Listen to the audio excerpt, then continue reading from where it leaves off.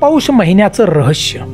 पौष महिना म्हणजे प्रत्यक्ष सूर्यदेव आहेत आणि या सूर्यदेवाची जर आपण उपासना केली तर बांधवांनो जीवनभर आरोग्य आपल्याला मिळेल. पौष महिना अतिशय पवित्र महिना आहे पूजा आणि साधना आणि उपासना करण्यासाठी.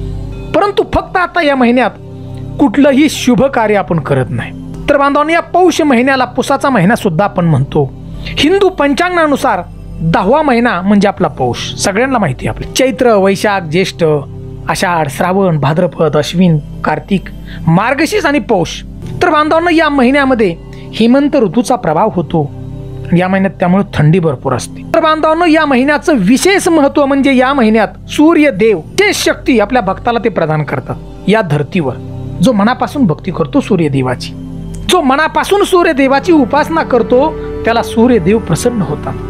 अतिशय फलदायी असा महिना आहे बघा सूर्यदेवाच्या उपासनेसाठी.